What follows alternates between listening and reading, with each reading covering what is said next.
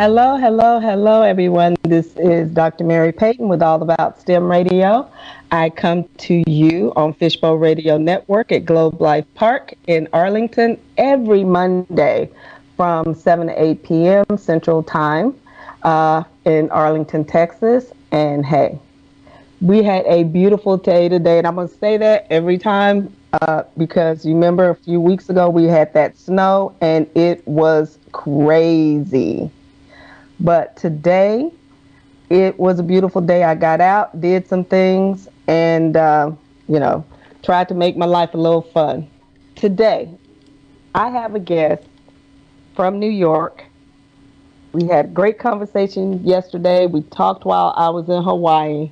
And, I always say how I meet somebody. I have no clue how I met her.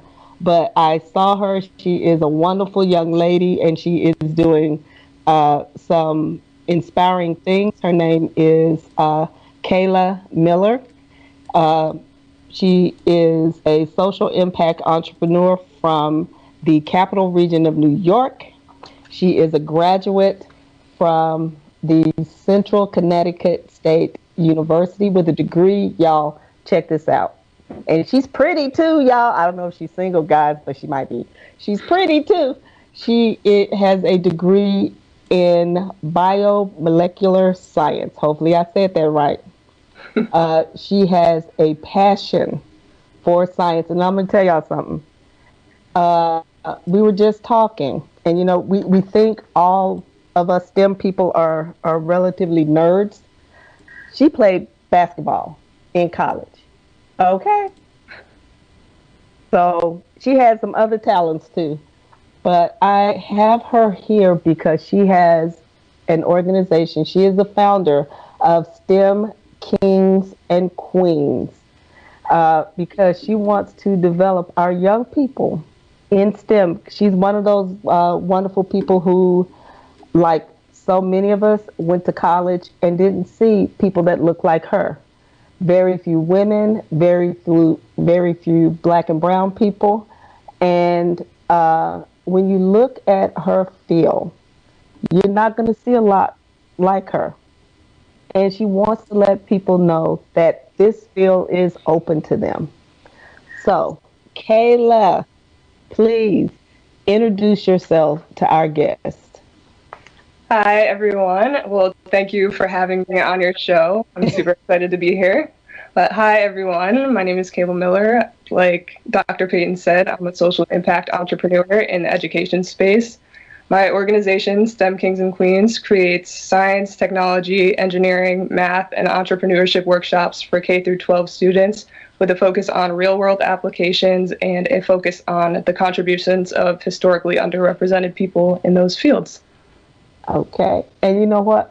I am so excited about meeting so many people that are out there and putting themselves out there and working in these fields and explaining what these fields are, because we don't have access to knowing what's out there. So before we get into STEM Kings and Queens, would you tell us what a biomolecular scientist is?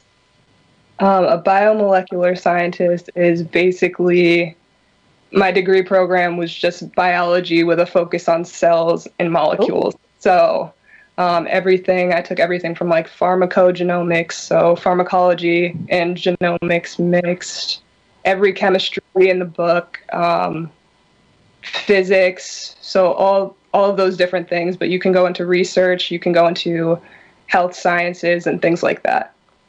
Okay. I'm going to ask you this, and you'll probably, I don't know if you have a few, but in your program, what was your favorite class? Ooh, I'd say probably the class where we do gel electrophoresis. Oh, yeah.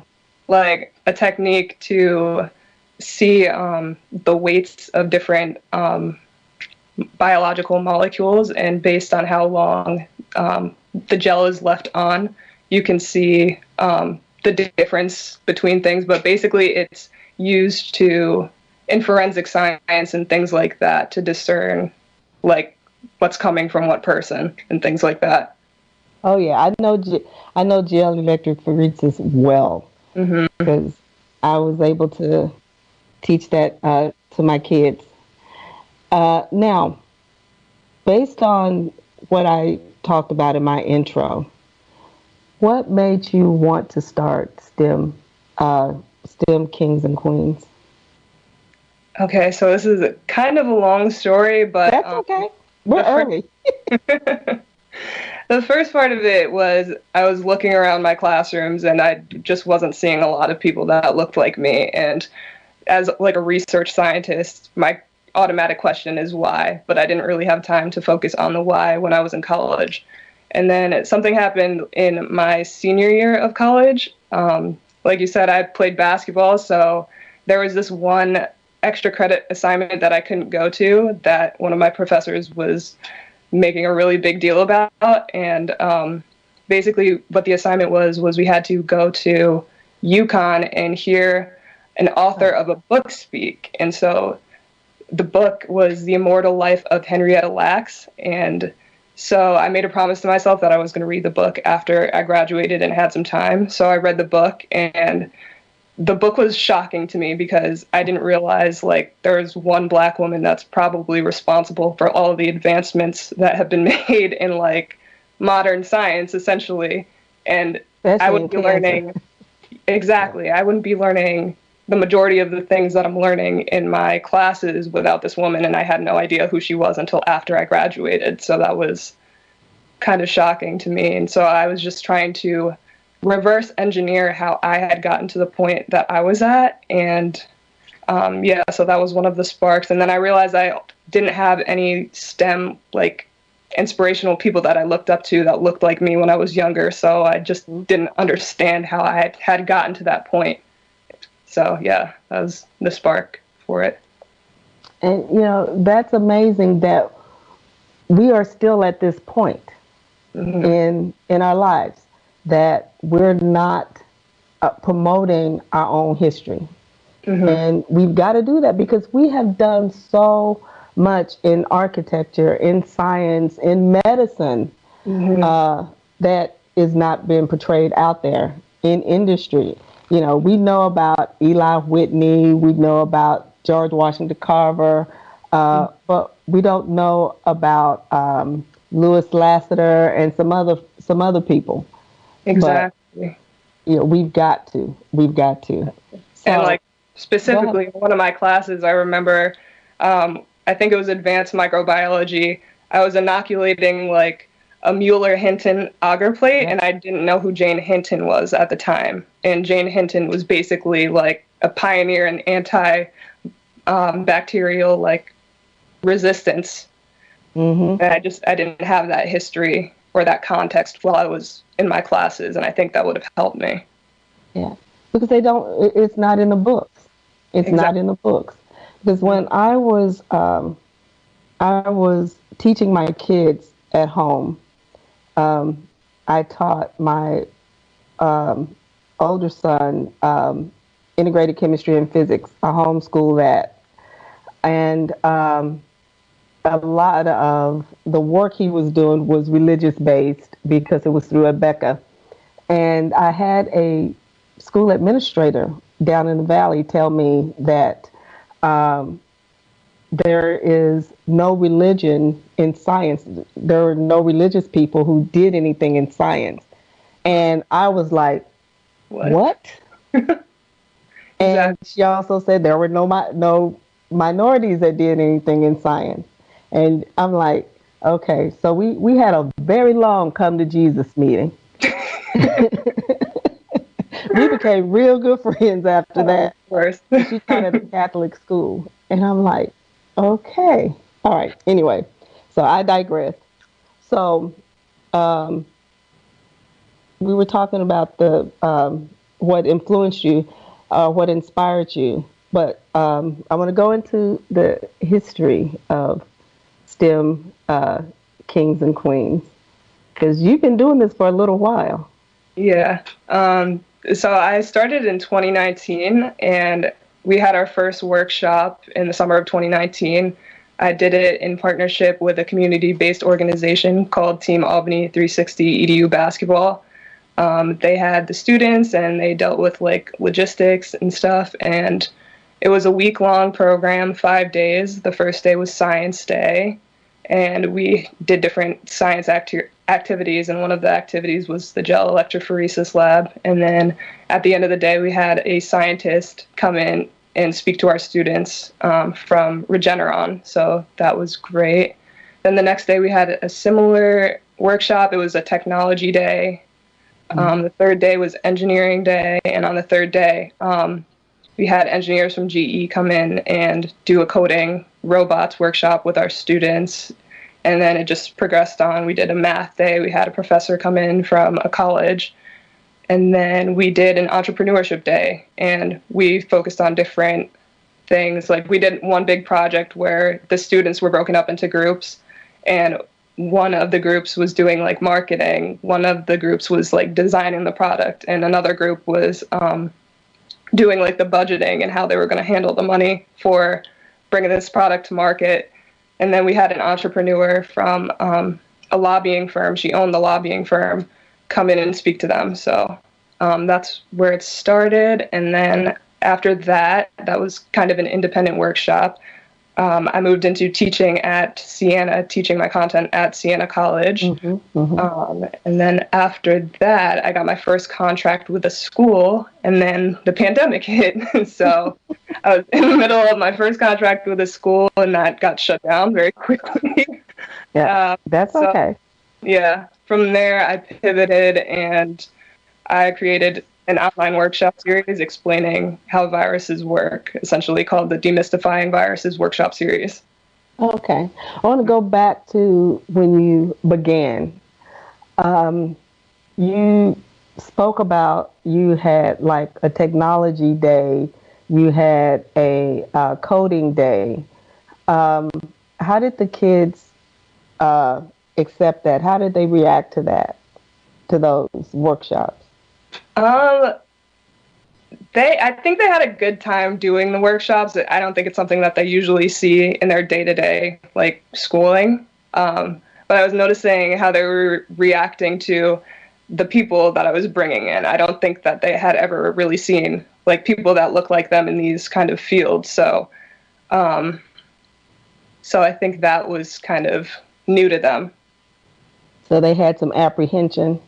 A little bit. And so from that point forward, I knew like I had to step in and be like as normal as humanly possible, because we have this perception that scientists are supposed to look like a certain way. Engineers are supposed to look a certain way. They're not just like regular people like everybody else. Yeah. And so there can be a disconnect when students might not be able to like see themselves in that position if they're looking at you and they're just so far from like recognizing that could be them. Oh, that is so true. But that's so exciting because I have had the pleasure of having so many of y'all on the show, women, men, black, brown, and, you know, just to see what you're doing is amazing. Now, you said something in your first year that you had them do entrepreneurship.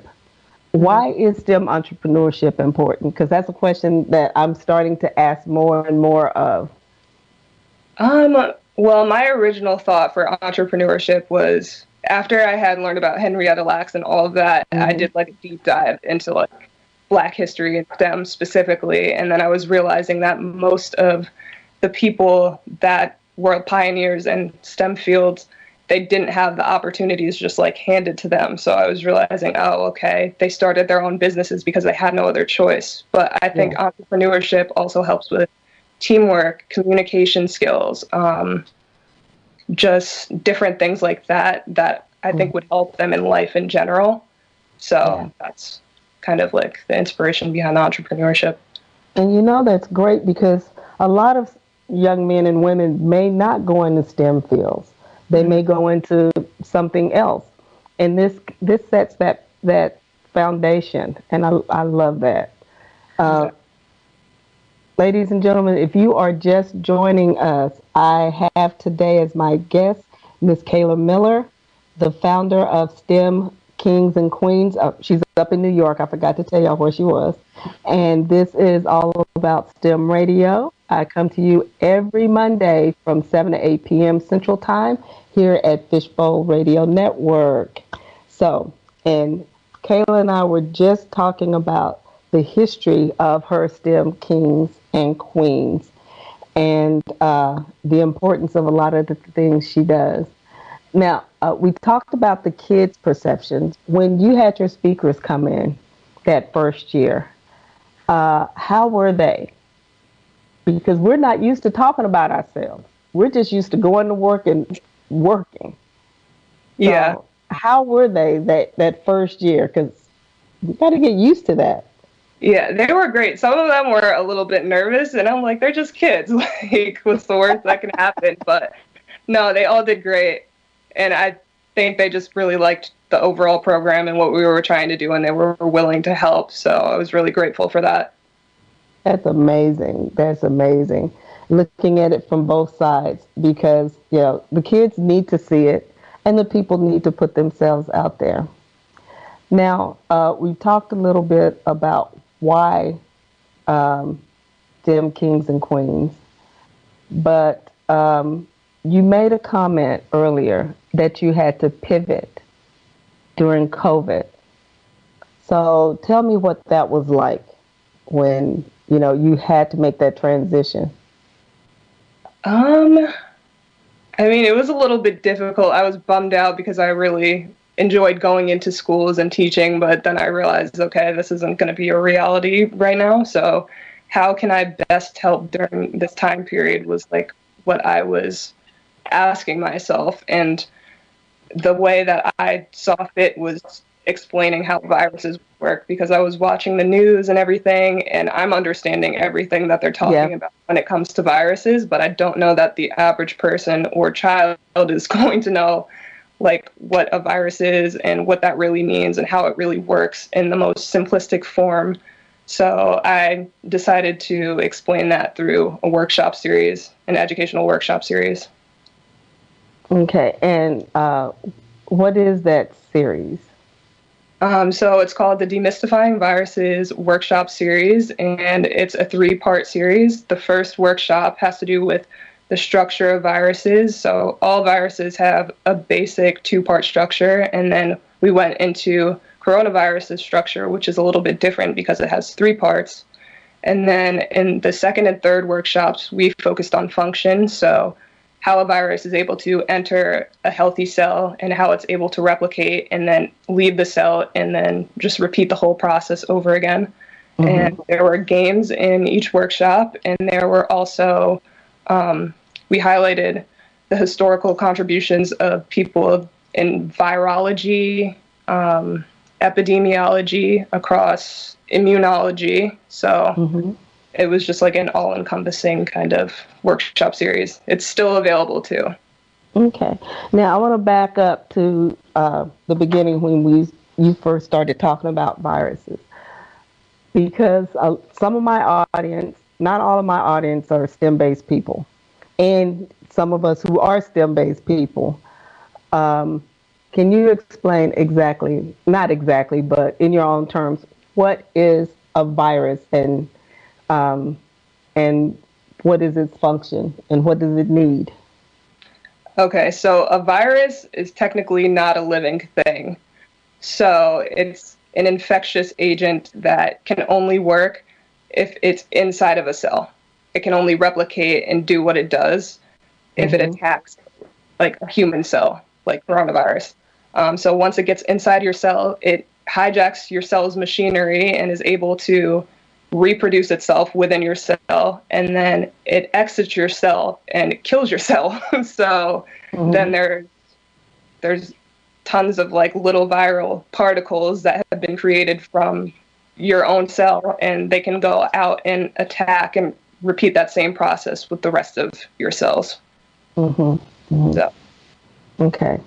So now, one of the things that I am hearing a lot about is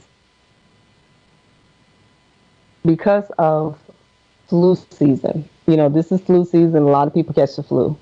But what we're doing to protect ourselves from the coronavirus has also been instrumental in protecting us from the flu virus. Mm-hmm. So, how is washing your hands an important factor in the combat of viruses? It's so critical. Like soap and the outside of viruses, Mm-hmm. like how do I explain this? Like in the easiest way possible. Hey, you do it any way that is comfortable to you. It doesn't have to be easy. Okay, so soap is essentially hydrophobic, which means it Yeah. does not like water. And then your coronavirus specifically, is made out of fats. Like the outside layer is made out of fats and protein. So once water hits the soap and you start like rubbing your hands together, the outside layer is essentially going to break of coronavirus, and then it can't function as it normally would. So Okay. that's very important. And what's the importance of wearing a mask or masking? It cuts down how much viral particles you're potentially shedding, and it prevents other people from catching coronavirus because you have ACE2 receptors, which are the receptor sites on cells that coronavirus is essentially able to like stick to. Yes. So you have those in your nose, in your mouth, and then you also have ACE2 receptors in your eyes. So if you wear a mask and like a face shield, you're more apt to like not have those viral particles enter where ACE2 receptors are going to be. Oh, and that's great. So in your workshops, you have 3. Who are those? Well, let me back up a little bit. STEM kings and queens. When you were at the university, what age group were you looking at? I was mainly working with middle school students. Okay. And the workshops that you have online, are they still pointed toward middle school students? That's K through 12 because I figured we were probably all at the same point with the virus thing. I don't know that every school goes into depth on how viruses work. I mean, I remember learning about cells, but I didn't really learn about viruses until I hit college. So I just explained that in the easiest possible terms where, like, I think a kindergartner with a little bit of assistance from a parent would be able to, like, understand what's going on. So. Now, I've looked through your workshop and your workshops list. How did you come up with each one of those modules? Because, y'all, there is a price for these, but they're really not expensive, and I love them to death. Looking at what she has in there, because oh my God, it's so much information. So let's take a look at your first workshop. What are the things that you have in there? Let me she got to pull it up. Which is, hey, don't feel bad. I'm the same way. People ask me, oh, in your book you have so and so and such and such, and where did you? How many bats are there in the state of Texas, and what kind are they? And I'm like, wait a minute, I have to think about it. Right. Okay, so the first workshop, let's see. Lessons. All right, now my phone doesn't want to work. How I came up with the information essentially was just like, how can I break it down from start to finish what a virus is doing, like once it comes into contact with your body, like what's going to happen, and just explaining that so people can understand, and like explaining why. I don't know if I went into how vaccines, I don't think I went into how like vaccines work and all of that, but so for the first part, I had a glossary. I have glossaries in these workshops too, just in case, like, because science tends to be a lot of terminology. Yeah. And I just made sure that everything was super easy to understand. So I went into what a virus is, and I kind of just explained that. Yeah. Then I did a couple trivia questions to keep it fun. And then I went into virus structure and then made it a little bit more simple.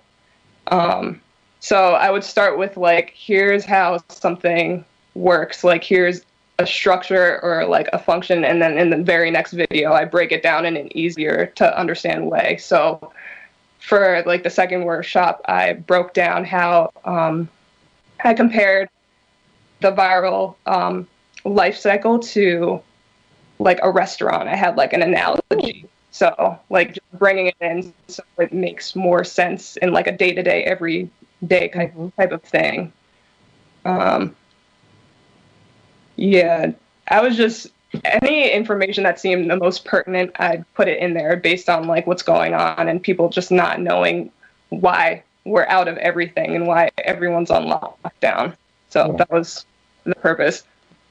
And yeah, I was looking at each of your topics and each of your subjects, and it's the way it's handled, the way you put it together. It is so non-threatening and you turn on the news every day and it's like, for months, this many people passed away, this many people went in the hospital, this many hospitals don't have beds, but you put it together in such a way to where it's understandable.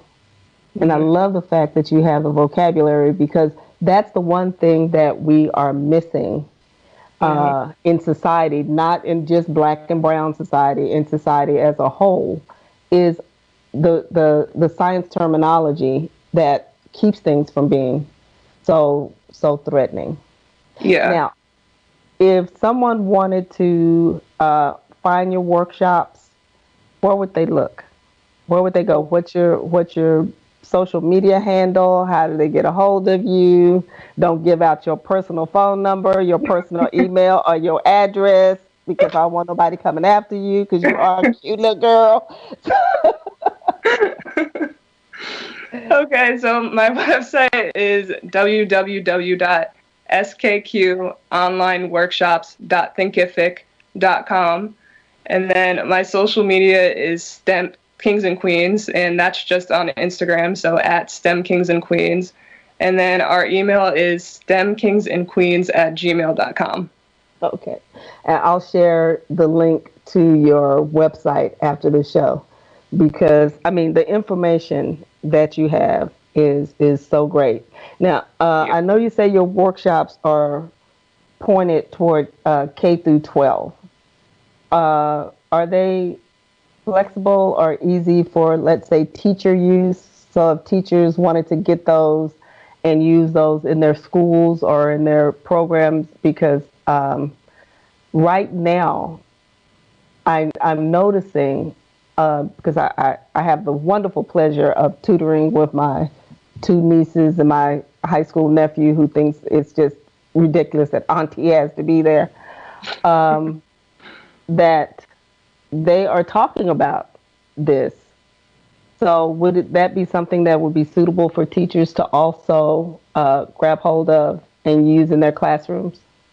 Yeah, absolutely. I think it breaks it down easy enough where like a health teacher could take this on, any type of teacher really, a science teacher, English teacher, if you want to use it that way, or a history teacher even, because I have those people that are in there from like historically underrepresented people. So, and the contributions they made to the study of viruses. So I think this is a great teaching tool. And I like that you made the comment about cross-curricular, because we really don't think about that. Mm-hmm. We don't think about things from historical perspective, because so much of what we have done is not necessarily in the history books. Mm-hmm. And so to be able to pull those things to light, especially when we're talking about the virus or viruses, or the evolution of medicine or technology or whatever, that's going to be very important. So teachers, my teacher friends out there is a tool for y'all to use. She has workshops from STEM Kings and Queens, and she's going to tell us her website again that y'all can get. And I'm telling y'all, they are not expensive at all. And you can use that in grades K through 12. And anybody who knows me, y'all know I know gel electrophoresis like the back of my hand. I've did it so much in AP Bio in a few countries, not just America. So anyway, I'm digressing.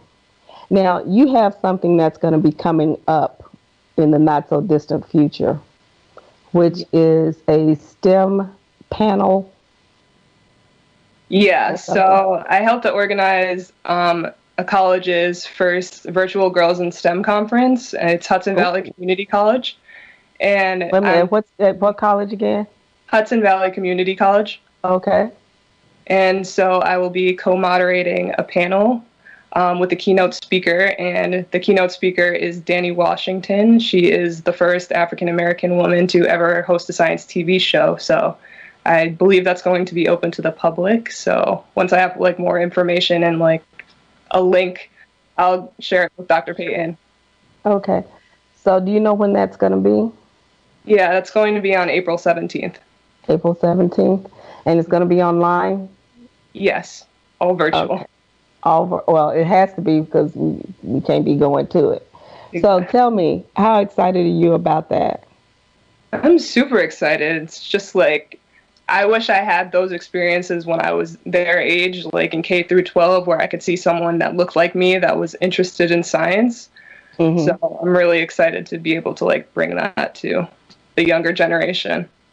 Okay, what kind of platform is that going to be on? Is that going to be Zoom or something else so our people can connect? Is it going to be just local there in New York, or is it going to be all over the U.S.? I know I'm asking a whole bunch of questions, but that's what old people do. Well, the platform is going to be on Zoom. Okay. I know they wanted the keynote speaker, that whole entire thing, to just be open to the public. So I don't know if they just meant like New York in general, but I'm assuming it's like anyone. The more the merrier. So. Okay, you're going to give me information to share, right? Mm-hmm. Please, because that helps me put stuff on my Facebook page, because my thing is, my platform is truly and really to promote STEM around the world and STEM people and stuff. But ladies and gentlemen, if you are just joining us, I am speaking with Miss Kayla Miller. She is the founder of STEM Kings and Queens. And we were talking about her workshops and her projects and things that she's doing now. She's had to pivot a little bit because of the virus, but that's okay. She's kept it moving and kept it fresh, and she has things out there for parents and teachers in not only the science subjects, but also English, history, and probably can use some of this in mathematics when you're talking about replication. So that would be wonderful. So we're going back, and Kayla, I know you're doing a lot of this by yourself, but do you ever need people to help you? I know when you go back into the schools, you're going to need, or go back into the university settings, you're going to need people. So when you go back, it's not an if, what kind of people are you going to need support from or help from, or what are your needs now? So if you are a STEM professional or an entrepreneur and you want to talk to kids for maybe like 15 minutes and give them 15 minutes of your time to just like tell them what you do, that's probably what I need the most right now. Mm-hmm. Just so those students can have representation and see like those lanes are like a possibility for them. So are you still running online programs with students? Working on a contract with the school right now, so I should be very soon. Okay. So that's going to be exciting, because everybody's had to pivot in so many different ways. And for you not to be able to reach those kids for any amount of time is kind of not scary, but they're missing out on what you're doing. And so if y'all are out there and you're in the STEM arena and you would love to give 15 minutes of your time, please, please, please contact Kayla Miller at stemkingsandqueens@gmail.com. Did I do that right? Yes. Now, hey, I would love to come and talk when you get this up, because a lot of people don't understand being in STEM in the military, the kind of things that are out there, because a lot of people are like, oh, you don't do STEM in the military. Yes, you do. Yes, you do. I mean, I was a chemical officer focusing in nuclear physics. Hey, if radiation got loose somewhere, a hospital, or, God forbid, a nuclear bomb, I can tell you how sick you gonna get. I can calculate how far you need to stand to not become harmed. So, and I did all of that math. So, based on everything that we talked about, Kayla, we've got about 10 minutes left, because Paul will start putting up his fingers in a minute, and I'll be like, Paul, don't put your fingers up. But where do you see this going? Either, with us kind of still working at home, and after we can get back into the, meeting together as groups. So where are you wanting to go? Because you had a vision before the pandemic hit. Yeah, so honestly, just to kind of get this kind of enrichment out to as many kids as possible that need to see it, that need to see themselves in this space. So if that looks like continuing to get contracts with schools and community-based organizations and even libraries, that's probably the direction that I'm going to go in. So yeah. And I like that, because libraries are always looking for things to enhance them. Now, when you work with these young men and young women, are you looking at this being a one-time thing? Or are you looking at this being kids will come back to you on various occasions? They come to you one year, then they come back the next year and the next year. So what are you looking at for that? I've been thinking about developing this into like an after-school program where I can see them like throughout the year, so it's not just like a one-off experience, because I don't think it's enough to just have like one STEM thing that you've ever done and just be done with it, because I think STEM is one of those kind of activities that builds resilience and kind of how you react to failure in a way. Because it's rare that you're ever going to get like a research experiment in science right on the first round. Like, you're going to have to go back and iterate and trial and error and just keep on that path. So I think it trains resilience, even if the student doesn't go into STEM directly. They'll be able to fall down and get back up again in life. And, it also teaches them, wait a minute, you just mentioned something. My brain went one way and I heard you, and I'm coming back to what you just said. It teaches them how to fail, succeed or fail. Now, how important is, and when I say fail, I don't mean, oh my God, you messed something up, how important is the understanding of something not going perfectly right? Well, you're going to have a hard time in life if you expect everything to go perfectly right all the time. So building, I guess, your resilience muscle and like not accepting failure as like the end all be all. Like, okay, I took this L, I guess, but I can use this L as a learning experience on how I'm going to move forward, if that makes sense. So It does. And, as we were talking the other day, um, if a child does a lab and it doesn't come out as planned, what did you learn from it? What are your takeaways? And those things are important. I mean, so very important. And, I like the fact that you're not only teaching STEM, you're teaching group collaboration in the process of when you said you had them come up with a design of something and marketing it and come up with the cost and all of that.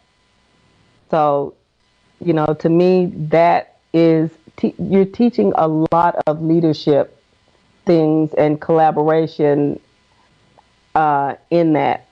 And maybe the next thing you may want to add in that is competition.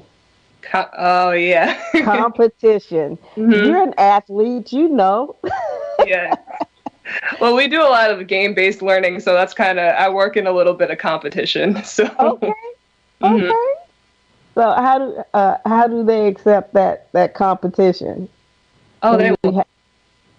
As long as I just set the ground rules, like we're not going to rag on our teammates, we're going to support them and uplift them, they're fine. So. So and I'm already adding things to your plate. That's what we do. Okay, you had this. Now you need to add a little competition. Yeah. So, but I want you to continue what you're doing because this is amazing and awesome. Thank you. And when you pivot to doing things online with the students, with the schools, because I know here in Texas, we have a lot of kids that are in the classroom. Mm-hmm. That they're going to school with masks and they're doing really well. Teachers have had to pivot, but when you are able to be back in school either virtually or live, keep us in mind. Send me an email with a flyer saying you're looking for somebody so I can make sure I share. Hey, I would love to speak. Yes, love to have you. Thank you. And so on and so forth. But we've got about 3 minutes left. And I want you to take a couple of those minutes and give some words of wisdom to our audience. Words of wisdom. I think what I've learned from this time period is don't be scared to try new things. Mm-hmm. So you can go into trying something new and you can still be scared. Just make sure you do that thing. Because when you do that thing, it becomes less scary. And then you can go on and move on and do the next thing. Try the next new thing and just keep going. Don't let fear hold you back from doing something that's going to cause you to grow. Yep, because that's how we grow. Mm-hmm. Now, again, tell our audience how to get in touch with you, how to find you, where you are, and what you're looking for, because, you told me you was looking for some people. So can you put that out real quick for me? So if you are a STEM professional or an entrepreneur and would like to donate some of your time to some kids just to tell them what you do, you can reach me at stemkingsandqueens@gmail.com or through my website, which is www.skqonlineworkshops.thinkific.com, or you can contact us on Instagram, which is @stemkingsandqueens. Okay. And ladies and gentlemen, hey, this has been another amazing show. Kayla Miller from STEM Kings and Queens out of New York is an awesome young lady. She is stepping out and doing things, and she has a degree in biomolecular science. Hopefully I'm saying that right. Mm-hmm. She is awesome. And if you missed the show, or if you want somebody to see the show or hear the show, don't forget you can go to fbrn.us and check out click All About STEM Radio and check out the podcast. And in the next week or so, I will try to make sure I have this up on YouTube, and it's going to be continue to be amazing. And next week, I have a young man from Oklahoma. His name is Bryce. He is a business marketing young man, and I was excited to meet him in Hawaii. He is a young man who had to start his own company and had to pivot during Corona and, try to make his own way. But until then, ladies and gentlemen, I will see y'all next week here on Fishbowl Radio Network with All About STEM Radio.